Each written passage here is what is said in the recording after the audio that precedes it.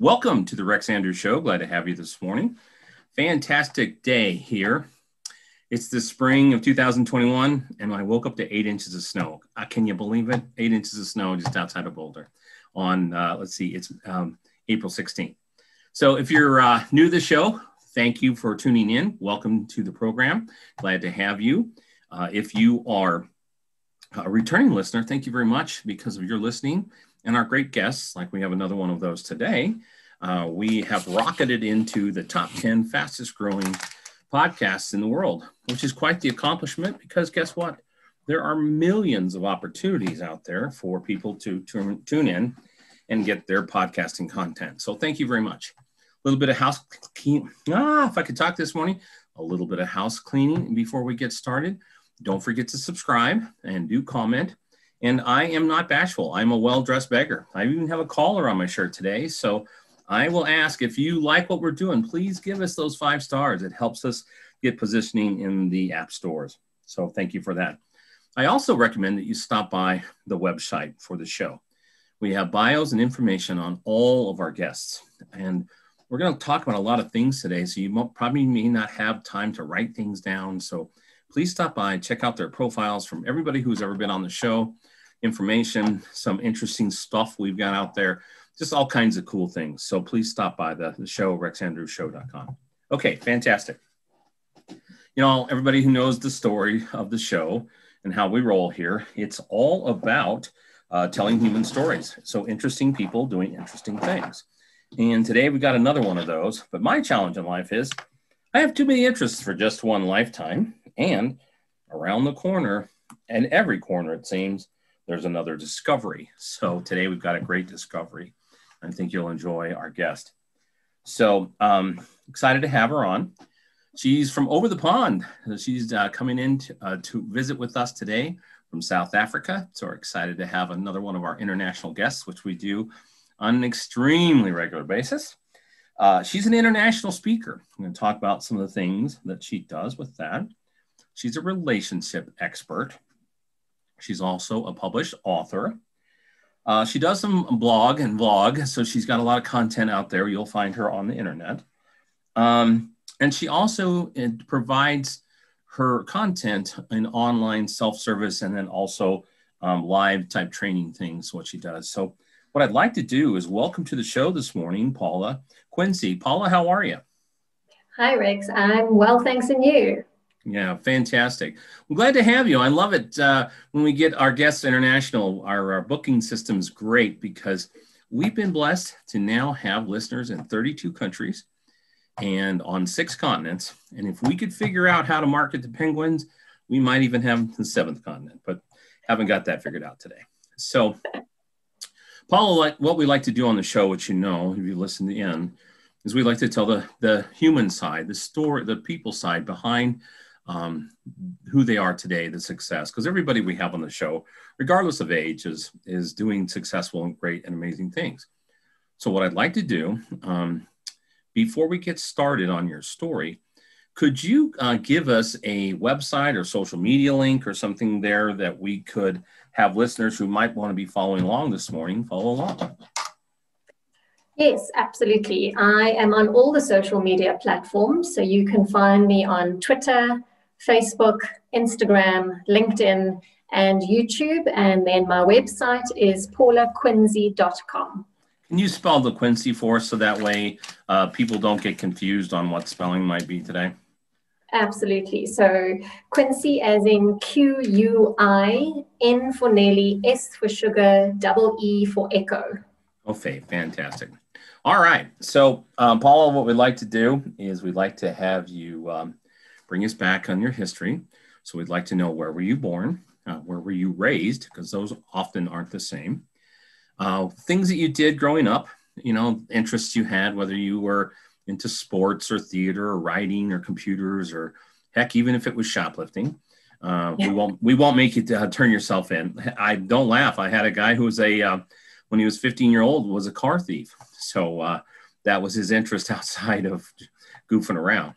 Like to know about your family and siblings. Did you have siblings who, if you do have siblings, if they survived your harassment and being a sibling treatment?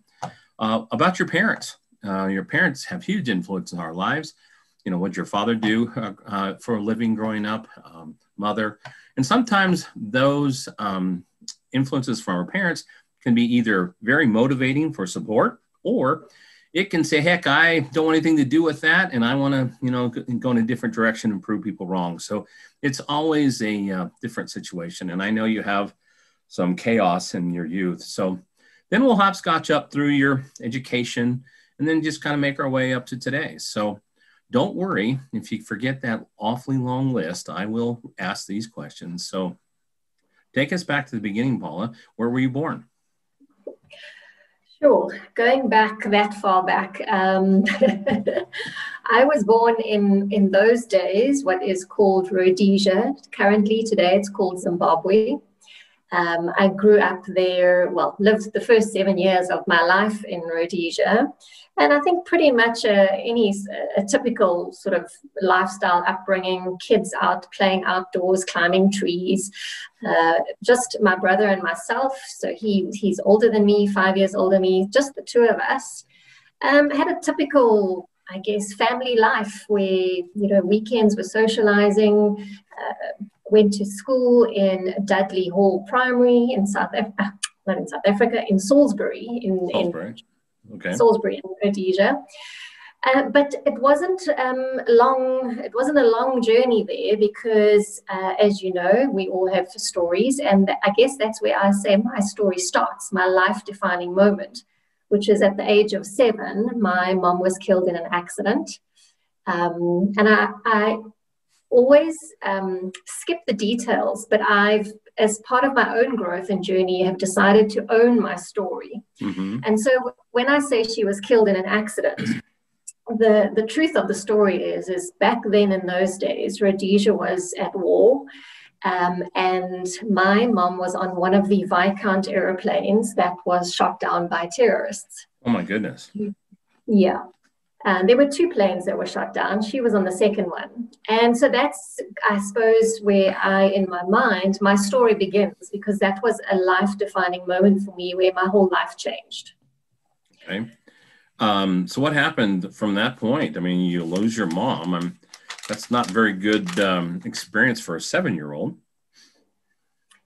No, you know, and it's at that age, you don't have the mental capacity or emotional maturity to really grasp the concept or the context of what that means, that your parent is not coming back.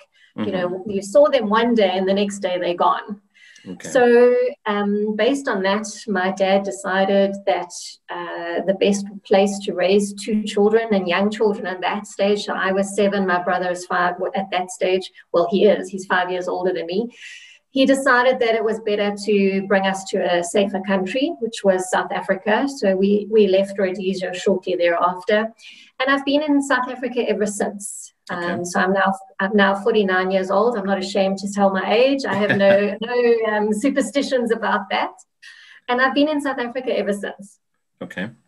How did it ever leave you, the pain of losing your mom in that accident? I mean, you know, the good news is you didn't get to see her die like in front of you, but have you ever uncoupled from that, or been able to get over that? Because I know when we're little, those are very, very traumatic things. And of course you lose any loved one, it can stick with you forever. But what was that like for you at 7?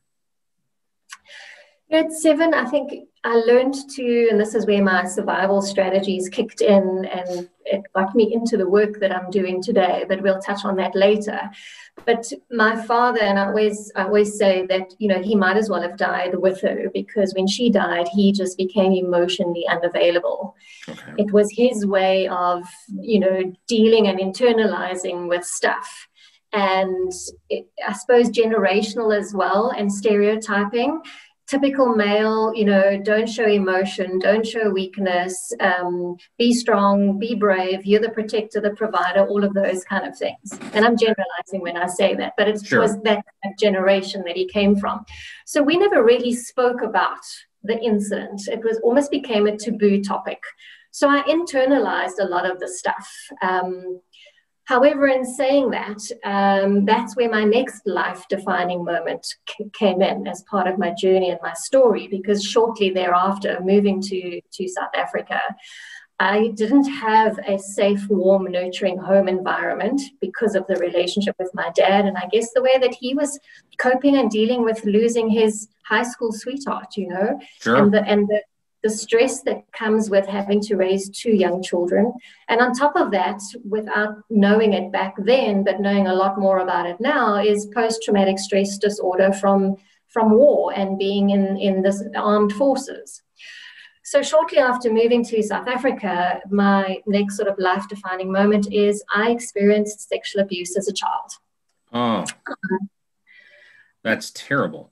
Now, let me back up before we're going to come right back to this. Your father was a soldier then when you were growing up? Is that, you know, what his occupation at that point in time up to there?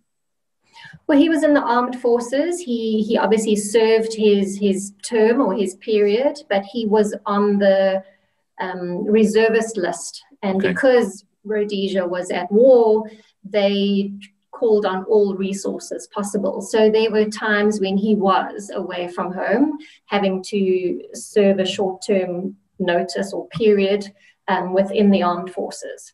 Okay. So what type of work did he do when you got to South Africa?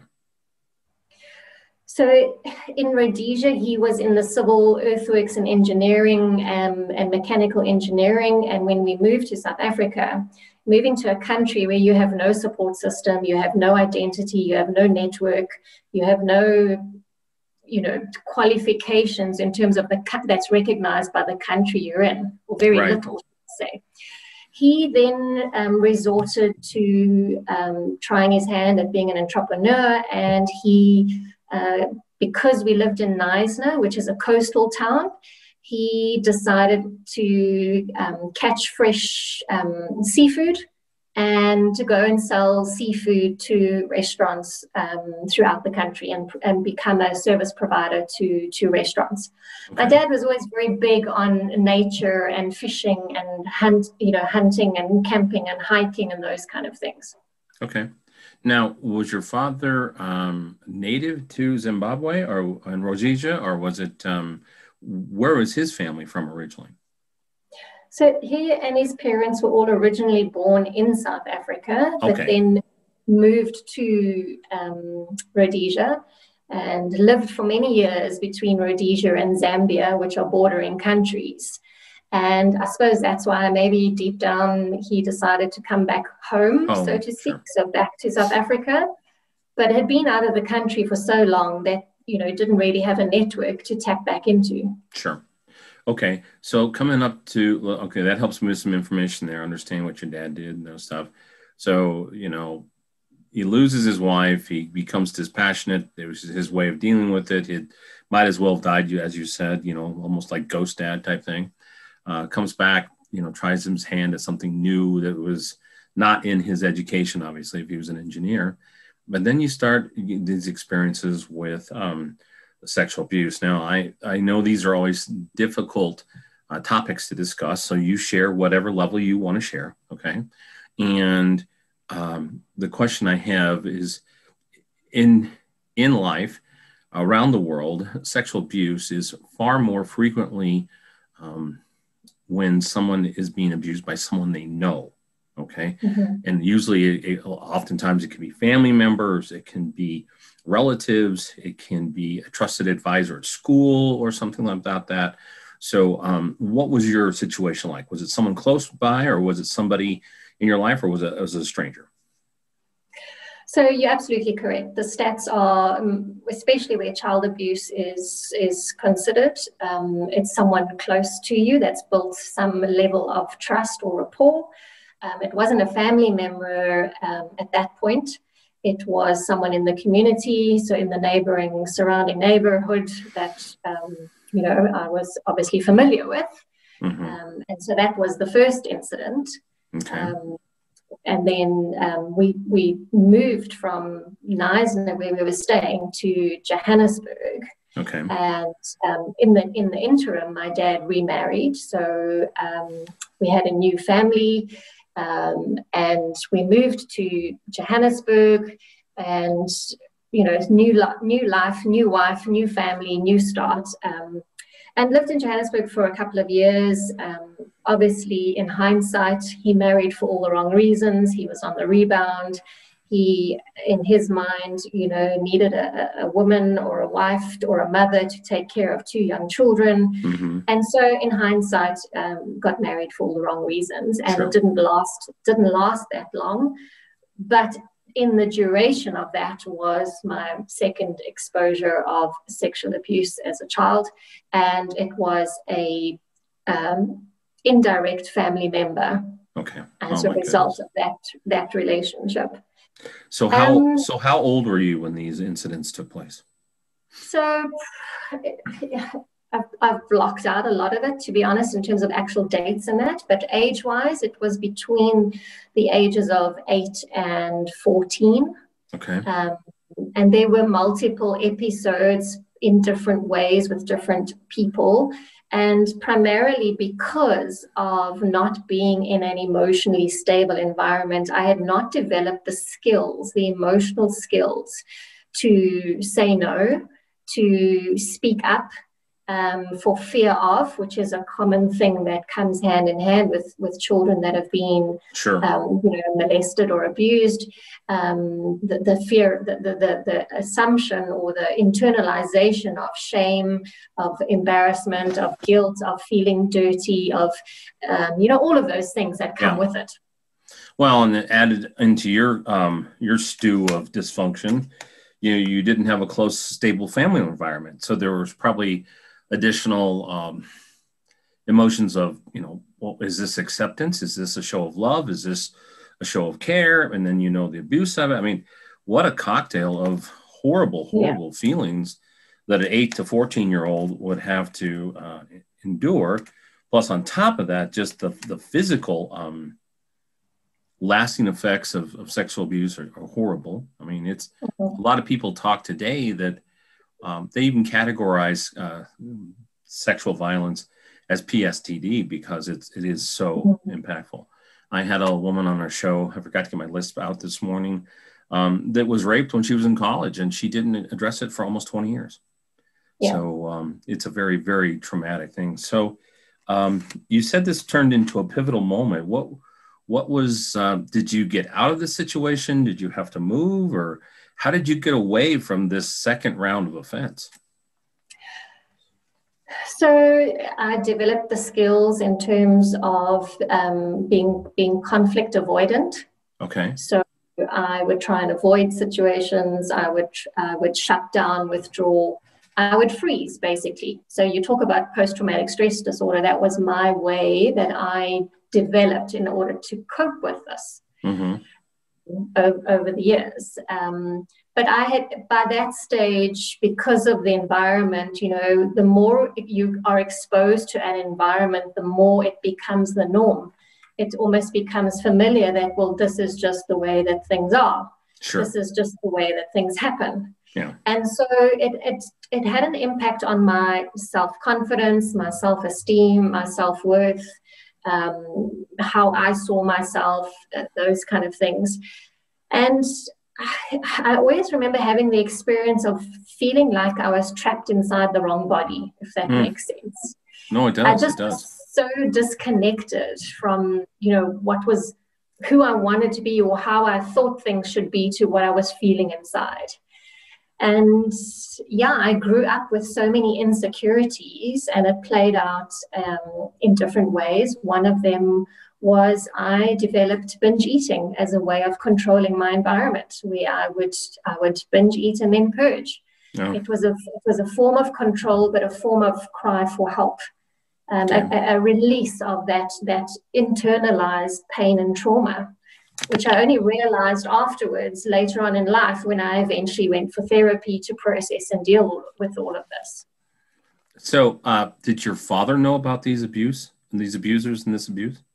Not at the time, but later on when I was going for therapy in my adult years, my early 20s, mid-20s, one of the things I did is I went and spoke to him about it at the time, and yeah, he just didn't know how to cope with it or deal with it. So was in denial, to be honest.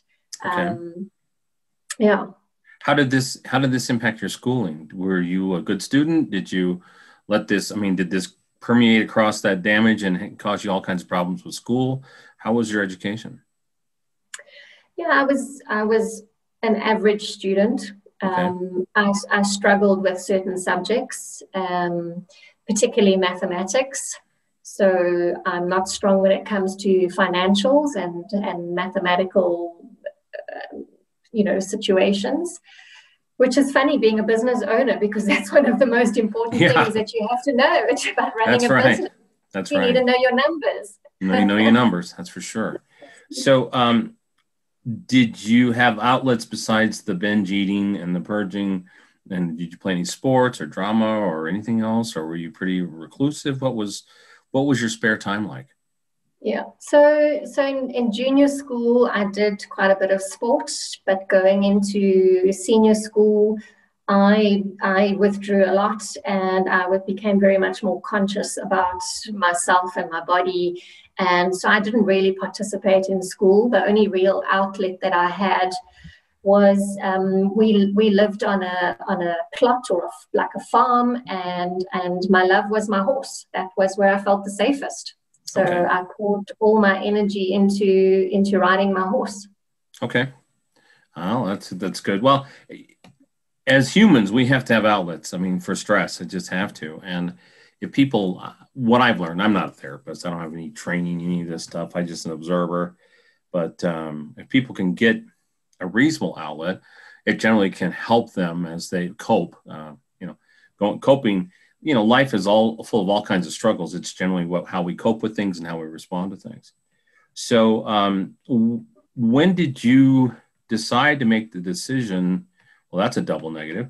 When did you decide to go ahead and address and start getting the help for these things? Because, nobody's going to get out of this stuff, and deal with this on their own. So when did that happen? I got to a point where I realized that I was getting into relationships for all the wrong reasons. Okay. And I was the way that I was showing up and co-creating those relationships was because I was seeking that validation. I was seeking that wanting to be loved and wanting to be, just accepted for who I was, and not just because of, my body or what my body could offer or give. And it was in 2006, I was in a 6.5-year relationship that had hit rock bottom, and we were going for therapy, and our counselor advised us or referred us to what is known as imago relationship therapy, which was actually founded in the United States by Harville Hendricks. Okay. And so we went away on this couples weekend or retreat to save our relationship. And I was just so blown away at the impact that imago had on me, helping me understand how my upbringing had shaped and influenced who I had become and how I saw myself, and how I forged relationships with others, both personally and in the workplace. And how I was, co-creating that by how I was reacting and responding. And I was always very sort of aggressive, or I came across as very aggressive. And I also came across as self-sabotaging my relationships. And I didn't understand this at the time until I had obviously done the work. Sure. So there and then I decided that, this just made so much sense. And it just gave me such a light bulb aha moment that there and then I decided that I wanted to be trained up in this, because life is too short to be miserable in our relationships, which should be our biggest source of nurturing and support. Absolutely. Absolutely. So was there a particular pivot point that made you, you were in these relationships, it was in the wrong reasons. Was there another pivot point that said, okay, this is it, I got to stop? Was there a particular incident, or was this a slow, like boiling a frog? You just had a slow realization of this? How did this effigy come along? You decide, okay, well, maybe it's time to do something a little different here. Yeah. Well, it was all the failed relationships that I had had leading up to this 6.5 year relationship. Okay. And this 6.5 year relationship was really, it was probably, I suppose you could honestly say, the person that I really fell in love with and really, really was heartbroken over it. Mm-hmm. But all along, I had known that there was something wrong, that something was broken inside of me, and that I needed to address that if I wanted to be able to have a healthy, functioning relationship and family environment for myself, because I'd never had that. And deep down, that's what I was looking for. I was trying to recreate that this family, this loving, nurturing family that I never had growing up. But I was going about it in all the wrong ways. And obviously I was getting all the wrong results, which was one failed relationship after the next. And it was that workshop there that was the pivotal point for me to say, hey, this all makes sense now. And it's actually not impossible. You can turn your life around and you can have all of these things. Okay. So did you stay in that relationship, or was that...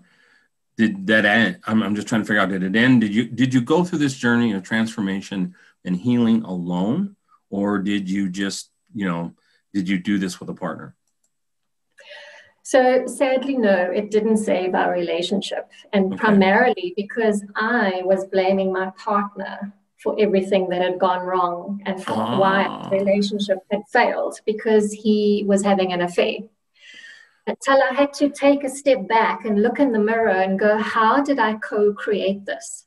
Right. So I'm not condoning his behavior, but what led to our relationship getting to that point that he decided or needed to go and have an affair? And so what was going on? What was going on in our relationship or in our world is, at that time, I was employed full-time in the corporate world. I had managed to get a bursary to go to university to study my degree. And I had put all my focus and my attention into my studies, and I was not making my partner and our relationship a priority. There was no balance. And so over the period of our relationship, my partner felt that I was not there for him. I was not present for him, which I wasn't. And at the same time, I was resentful and frustrated that here I was trying to better myself and improve us and our life, and he wasn't supporting me in my studies to now go and better myself and get a degree. So the two of you are standing there pointing fingers at each other, huh? Absolutely. That's what happens in relationships. It's always attack and defend. It isn't anything about working together. It isn't about any empathy or compassion. Wow. So what a trail along the way. Yes. What were you doing professionally at this time? Where were you in your life? Were you out of university? Were you working? What would your life look like when you came to this aha moment? I got to get the ship righted. Yeah. So I was studying, or I had by chance landed into a position as a marketing coordinator. Okay. Because when I left school, I had no idea what I wanted to do. I had no idea what job or profession I wanted. So back then in those days, female career would typically, go and be an executive secretary or a personal assistant or an administrative assistant. So I started out as that, landed by default in a position as a marketing coordinator, realized that I actually enjoyed the creativity of the role and the position, and so decided that with a little bit of encouragement from one of my managers at the time, my leaders, who is a mentor for me, who pushed me into doing my degree. And so I studied marketing originally. Okay. Wow. Well, that's the base of, communication's the base of marketing. That's in sales. Okay. Yes, absolutely. So how long was your journey that you went off and did this sort of personal Shantagua, where you were getting the help? And then the second follow-up question is, when did you know that you thought you'd reached a point where you were, I don't want to use the word normal, I don't want to use the word stable, I don't want to use any of those words because those are difficult words to explain, but when did you feel like you kind of turned a corner, I guess? Yeah. So it was when that relationship ended, I thought the only way that I'm going to really turn my life around is to go through the healing process. Okay. So I had taken myself off to therapy, and I was probably in therapy on and off for about a 2-year journey. Okay. For myself. But at the same time, while I was studying Imago relationship therapy, it was a parallel journey, because Imago, while I was studying it and doing all the practical work, was giving me healing as well. Okay. And so I was getting this all-rounded healing where for the first time in my life, I really felt completely comfortable within my own skin, if that makes sense. I didn't feel like there was this empty void. I'd kind of connected with myself again, accepted a lot about myself, and was really excited about this sort of hobby, I guess you could have called it back then. Mm-hmm. And so once I was accredited as an Imago relationship therapy facilitator, I started doing it part-time and in the evenings. Sure. As my way of wanting to help others while I was still working full-time in the corporate world. Okay. So, okay, go ahead. So through helping others in the evenings and the weekends, I was running workshops. That was also part of my healing process, because it was my way of giving back and helping others to find healing as well in their own journey. Okay, that makes sense. Question for you on that. Are you to a point now where you feel like that was a complete process? Was there things missing? I'm just trying to understand your journey with that, because the other thing I didn't ask before was, had you addressed your eating disorders with the binge eating and purging? I mean, did you have to get that stopped first? Because that's a physical condition. It's driven by mental, but you can starve yourself to death, girl. So what happened with that? So luckily, I don't have too much of an addictive personality. So that was more, I think, as I said, a cry for help. Okay. It didn't last very long. It wasn't excessive that I needed to get help for that. Okay, it was more the emotional healing and finding positive coping mechanisms versus negative coping mechanisms. Okay. And so, yes, I do feel that I've got to a point where I'm completely comfortable with who I am and what I am and, what I stand for. But that's not to say that we never stop learning. No. Every day is an opportunity to learn and grow and develop ourselves if we're open to it. Well, what little I know about relationships, which would fit in a very large thumbnail, if possible, did you, when you were working with therapists, did they kind of assess you had probably a very, very large sense of abandonment because you lost your mother, your father was checked out, you'd been sexually abused and stuff, and abandonment can be, that's one of the drivers for why a lot of women, I won't say all, but many women want stability. They don't want to be abandoned and stuff. So yeah. Was that an accelerated aspect of your therapy? Yeah, it came out with the work that I was doing in terms of definitely abandonment and rejection.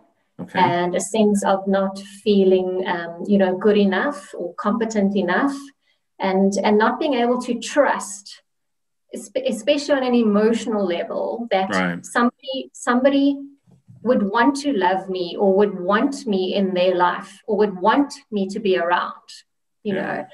So, and I still struggle with that a little bit in terms of trust issues, and because our default behavior, that fight, flee, or freeze, is so ingrained in us that there are times when I am triggered, because I'm human, I'm not perfect. Right. I'm perfect. I love to say I'm perfectly imperfect. Okay. Okay. And when there are days when we get triggered and we fly off the handle, and I default to that behavior of, not trusting the space or trusting the environment or the situation or the other person. Sure. But definitely finding ways of self-soothing in terms of being connected with others again. And I've worked very hard in my life at establishing a stable support structure with friends, Yep. with family members. So both my parents have passed on and my grandparents. So there's only my siblings left. So, we're a lot closer than we used to be growing up. Sure. And then obviously in the work that I do now as a professional, and I know we're going to talk about that, but obviously now I have peer support structures in place as well. Well, that's a good segue, because that was my next topic. I was sitting here thinking in my head, man, we've focused a lot of the rough parts of your life. Okay, so you get things, you come out of this, out of the wash, you might say. You went through the ringer. Let's talk some about what you did with this pain and this growth and stuff. So let's talk about kind of a little bit of sequence. I mean, is this when you were motivated to write your book? Obviously, you got into this type of coaching and counseling, right? And being an expert, okay? Is this when you wrote your book, or help me understand that? So no, the book came along later, and to be honest, way back then, I wouldn't. If you'd have asked me back then, I was like, I would never have imagined writing a book, let alone 2 books. So we'll touch on that. Okay. But I got to a point in my corporate career where I'd lost the passion for marketing, and my hobby had taken over as my newfound passion. Okay. I was getting so much fulfillment and enjoyment of helping others and making a difference in people's lives than respectfully just doing another marketing campaign to sell another product or service. Sure. So in 2014, an opportunity came up for me to leave the corporate world and jump into my passion as a full-time business. So I've been coaching, training, and facilitating, working with individuals and organizations since 2014. Wow. Okay. Last 7 years then, huh? Yeah. Fantastic. How did COVID impact all that? COVID definitely, like every other business owner out there, it has had an impact. I don't want to say luckily, but there's that saying about one man's trash is another man's treasure. Sure. And sadly, COVID has put a lot of strain on relationships. Yep. Globally, we have seen the divorce rates spike globally in lots of countries. And unfortunately, more recently as well, we have also seen the stats increase for gender-based violence. Yeah.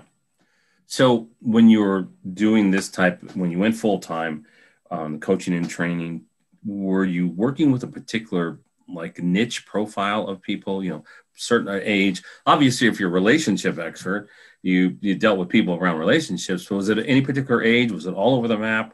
What did your, typical client look like?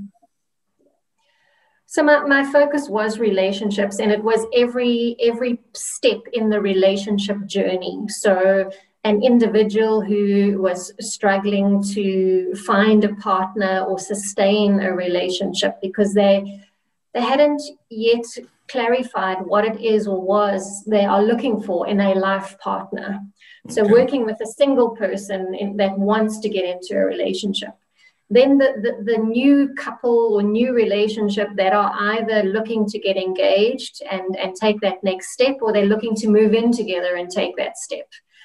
Then there's those couples that are married and potentially children have come along and it's changed the dynamic in the relationship. And then there's the next stage, typically what everyone is called, or it's known as the 7-year itch, when couples and relationships start hitting a bit of, I call them speed wobbles, when they hit a speed bump and a speed wobble. And then sadly, the other side of it is when you go through a divorce or a breakup and you have to help someone pick up the pieces and start over again. So I was looking at the entire relationship journey. Okay, fantastic. What do you like most about that? I think it's just, helping people get that closure or get the healing or get the understanding of why they are behaving the way they are, why their partner is responding and reacting, because it's this dance that we do in our relationship. Right. But invariably how it plays out is what I call the blame game. You did this, yes, but you did that. No, but you did, no, but you did that. And we start keeping score, right? And that's just a one-way ticket downhill to that spiral of toxicity And eventually it destroys everything in the relationship and sometimes even each other as well. Yeah, once you get down that blame thing and do the competitive comparison of you hurt me versus I hurt you, oh my goodness, it's a terrible, terrible situation to be in. So how many years was it?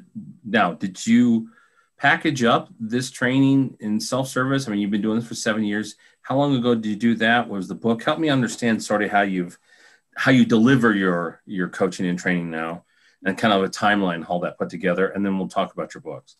Sure.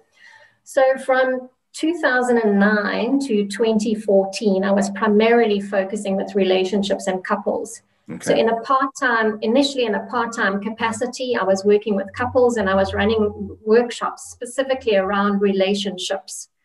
In 2014, when I left corporate, I started up still focusing on that as my niche. But over the years, I did additional accreditations and I took my corporate experience, my professional training, my personal experience, and I packaged it. As I say, I like to play in the personal space and the organizational space, but focusing on relationship dynamics. Okay. So relationship with self, and then how am I showing up and how am I co-creating the relationships in my personal space and in my professional space. Okay. So for example, in the professional space, it's things like team conflict, communication skills, soft skills, as it's commonly called, sure. Behavior profiling. So I now, as I say, play in both spaces, and I run personal growth and development programs for men and for women as well. Okay. Have you been blessed enough to apply these in your own life? I mean, have you gotten back into the relationships? Not that that matters. I'm just curious to see if you had a chance to eat your own dog food. Absolutely. So yes, very blessed to be in a relationship. It was an instant package deal, as I call it, the add water and stir. So I inherited hubby, stepdaughter, 2 dogs, and a cat. Well, that is an instant family right there. In addition to humans, you got an additional fur family too. So that's great. Absolutely, okay. Yeah. So tell me about your books. So my book came out in 2016. I never originally had the idea of writing a book. I always thought that you had to be this famous author to be able to write a book. Yeah. But a colleague of mine had written and published a book, and I was chatting to her one day, and I was like, how long did it take you to write this book? And so she gave me some insider tips on how she pulled her book together. And I thought, wow, that's actually quite easy to do. Sure. And over the years, I had been writing blogs and articles and stuff. And so I started taking that content and fleshing it out into more depth and more content. Mm. And so that's how my first book came about, which is called Embracing Conflict. Okay. And part of it is just my own journey around how I dealt with my internal conflict, that inner turmoil, but then also conflict in our relationships, personally and professionally. And it's a very sort of short book to read. It was never meant to be a long read. It's a short read with practical tools and tips that you can apply in terms of self-reflection and self-work. So that was the first book. And then about 2 years later, I wrote my second book, which is Embracing No. Okay. And how to say no and be okay with it and put boundaries down, because a lot of people struggle with that. Well, I tell you, that's one that's not only in relationships, that's in business. Just because you can doesn't mean you should, right?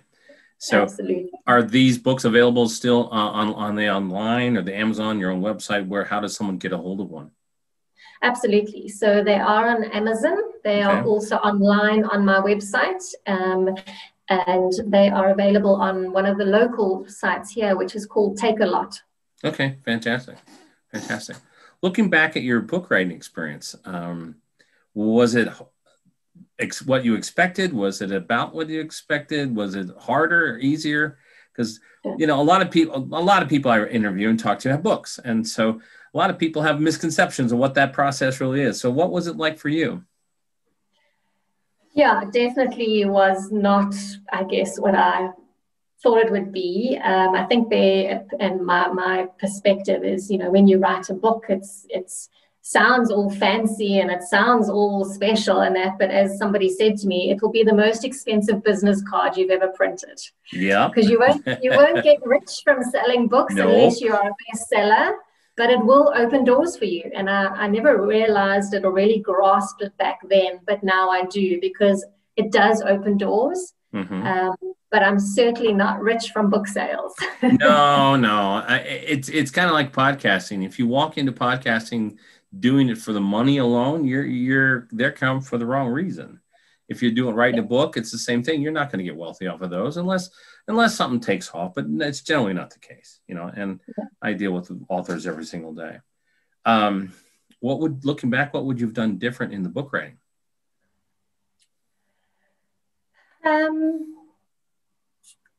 I don't know if I would have done too much differently. Okay. There was always a debate around, and I suppose a couple of years ago, it's probably less important now than what it was back then. But there was this, the debate of should you go to a publishing house versus self-publishing. Sure. Or even a hybrid model these days where you do a little bit of both. Yeah. Yeah, absolutely. I did explore going to a publishing house, and just the costs and the fees and that were just astronomical. So I did decide to self-publish. Back then, some of the perspectives were, well, you're not a real author because you haven't done it through a publishing house, that's right. So be it. But nowadays, self-publishing is the norm. Everybody's doing it. So yeah. It doesn't really matter. It doesn't. And the thing that's nice about it is what people have a misconception, or many people have a misconception is that if you work with a publisher, they're going to somehow market this. Well, they really don't. I mean, they'll get into the distribution and things like that, but you can do that on your own. I mean, you can put it up on a few websites, Amazon stuff, and you're off to the races. And so the heavy lifting for book writing is still in the marketing. It's still getting it out there and getting people to buy it and consume it. So congratulations. It's a lot of work. It really is a lot of work. And it is a rather large business card, but it is one that's really important because it isn't a barrier of entry, for people's expertise. There's something still to be said about the effort it takes to do that. So it takes people months and months, or years, depend on what their life is like at the time, to write a book. So it's incredible. So do you have another book in you, or do you have another one that's percolating around in your head? Funny you should ask. Yes, I have two books that I have sort of penned down, as in wanting to kind of explore, or well, not explore, but add to the list, so to speak. I've said that I would do 4 books, and then it would be like a mini series of books, and they would link into each other. So the other 2 is embracing joy and embracing setbacks. I was going to already guess the first word was going to be embracing. Yes. Do you have an idea when you get those out yet, or is that just still in the formulation stage? Still in the formulation stage. I have an idea. So obviously embracing setbacks will be a combination of my own journey of setbacks in life and in business. Now that I'm 7 years down the line as an official business, as opposed to a hobby or a part-time project, I guess. Mm-hmm. And just drawing on expertise and knowledge from working with my clients, whether it's individuals or whether it's the organizations that I work with as well.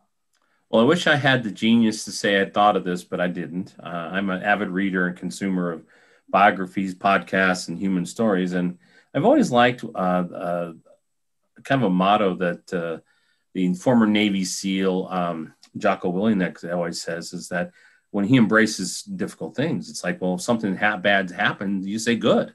Well, because you get better through that process. Now, when you're in the middle of that disaster, it doesn't feel like you should be saying good all the time. But the reality is it's how we should really embrace it, because I believe that we're put on the planet to learn and grow. And the day we stop learning and growing is the day we die. And the best school for teaching is adversity. It always is adversity. So congratulations to that. So now you've got some online courses. Tell me about that a little bit.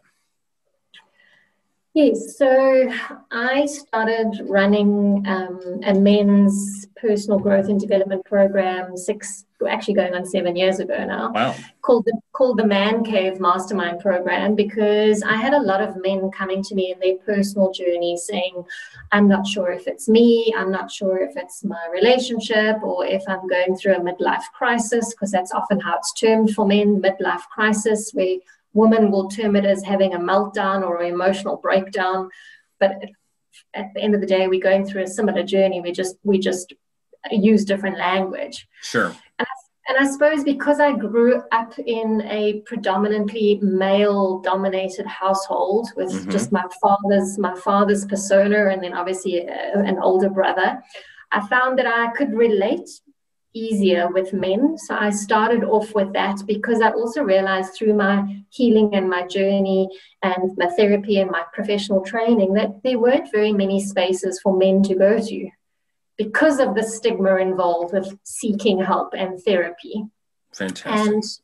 And I just felt that they were so sad and such a disservice, because men's voices and men's needs are equally important. So I started off with that, and a year later, the men that had been through the program were asking, when are you starting the women's version? Because we want our women to go on this too. I'm like, no, us women, we don't need any more places to go to. We've got our mothers and our sisters and our book clubs and wherever else. But I said, okay, fine, I'll do a pilot. And if there's a take up, then I will consider doing a full-time one for women as well. Okay. So that's how it started. And eventually I took the content and I put it into an online format. So I run the programs now where there's the self-study option. You can sign on to my website, sign up for the course and do it in your own pace and your own time. And it is supported with a check-in with me throughout the program. And then I run the other program in a group face-to-face environment, obviously pre-COVID. But now, COVID opens up opportunities. So I run the face-to-face program in a group environment, as well as an online live group format. Excuse me. Fantastic. That is awesome. So what's on the horizon? Any more courses you plan on releasing? Or are you, a person that has 2 books in their heads, I have to ask this question. So yes, we've actually just launched 2 more trainings. The one links in fact, the underlying theme for both of these trainings is gender-based violence. Okay. Obviously, my own personal story comes into that and my own passion, but because it is a pandemic that was out there long before COVID came about, that hasn't been addressed, and COVID has just put the spotlight on it. So we started, I collaborated with a colleague of mine here in South Africa, and we run a dads and daughters workshop to help dads and daughters form a better bond, because research shows that when daughters have a warm, loving, nurturing relationship with their dads, they are better equipped to have healthier relationships themselves in adulthood. They are better able to cope with life stresses like peer pressure, body image, social media, that kind of stuff. So we've been running that to help dads and daughters and obviously contribute to healthier family dynamics. Nice. And then in the workplace, we are also doing gender-based violence awareness training for employees in organizations, as well as performing company audits on policies and protocols as to whether they have been updated to include the home, which is now the workplace. Yeah, exactly. Yeah, I think that's it's not an obvious, but it is obvious situation. A lot of people work at home now. So that's become the workplace. Yes. And that also opens up a lot of more opportunities for problems that can happen there, because we're in our home all day and other people, and it's not a work environment, right? I mean, so there might be some, I'm not a person who believes in evil that much, but there might be some opportunities for things to go awry there too. So. Absolutely. And I think also opening people's minds to what gender-based violence really is, because we default to only thinking of physical violence or sexual violence and male on female violence. We don't think about female on male violence because it does happen. We don't think about the LGBTQI community because it does happen. And we don't think about child abuse. So we've actually unpacked it to all forms of abuse, because that's what it is at the end of the day. It's abuse. End of story. It is. And the different types of abuse, which is, yes, there's physical and sexual, but there's also mental, emotional, verbal, and financial abuse as well. Yeah, that makes sense. That makes sense. Wow, you've got your plate full. A couple books, new courses. How do you have time for all this? You make time. If it's something that you love and you're passionate about, it doesn't feel like work, right? That's right. I haven't worked a day in my life in the last 15 years. So maybe even longer. I'm not sure. So that's great. Well, you've been very open, and I'm glad you came on the show today to tell us your story and to see. It's inspiring to see someone who actually kind of had a double negative situation against you. You had the abandonment issues with losing your mother. She wasn't intentional. Your father abandonment type things, and that's enough stress. But then to throw in the sexual abuse and, boy, being in a world alone and the issues you've dealt with, it's an amazing thing to see somebody turn and put that energies and those struggles into something so wonderful. And I think you're doing an amazing job with that. So one of the last questions I ask all my guests, if you've listened, you know what's coming. So in this world today, in our modern Western cultures, we always talk about this idea of a bucket list, okay? Things I got to do before, my time is through. Well, being sort of a physics and science guy like I was, there's always the opposite of everything. And so there's another list out there. It rhymes with bucket and starts with an F, okay? And now I've actually met the bucket list guy. His name is Trav Bell. He's down in Sydney, Australia. But anyway, back to my questions here. You probably have one of those lists of things you never want to do. And I'll give you a couple so to give you a chance to think for a second. One of the first ones that comes to my mind is I'm never going to do a sweat lodge again. Enormous heat and humidity, drumming and chanting, not my thing. I just close the door on that one. Another one, I'm not eating sardines. Anything that's in a can that looks like it's going to look back at me, no thank you. And I'm not going back to Mexico City because I went there on some business trips way back in the day. We had to hire armed guards, and I don't think it's probably gotten any better. So what might be a thing or two that would be on Paula's F-it list? Wow. I will never go back to trying or eating what is called offal or things like lungs and kidneys and liver and those kind of things. So organ meats then, huh? Organ meats, absolutely. Okay. Growing up, that was one of my dad's things. You'd have to live off the land and make use of every piece of every bit. And so definitely not any of those things. So, okay. Anything else that comes to mind? I think definitely not.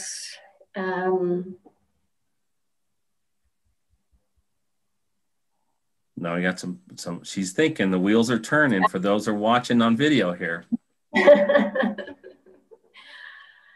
I think definitely not being afraid of heights. Okay. Not going to go up on a height, anything high, huh? Yeah. I've done the bungee jumping thing. No, not going to do it again. Okay, that's fair enough. Bungee jumping is one that hits on a lot of those effort lists. I'll tell you that for sure. Well, thank you very much. I'm going to have you back when your next books are out. I want to come back and talk to you a little further in depth about some of your programs that you offer. But if you could, real quick, one last time, give out your website so people can connect up with you. Sure. It is paulaquinsee.com. And Quinsee is spelled Quinsee. Okay, fantastic. Well, thank you very much for coming on, and I appreciate your great story, and so glad you've turned such traumas into such brilliance, and that's a pleasurable thing in this world. All right, folks, we're going to call this one a wrap for this episode. Please don't forget to stop by Paula's site. Take a look at the things she's got going. I'm going to guess this is one of those sites you're going to go back to a lot because there's a lot of things going on there. And then also, too, stop by the show website. We'll have information and links there to Paula's content also. So until next time, like we say for every episode, be safe, but also be bold and make it a great day.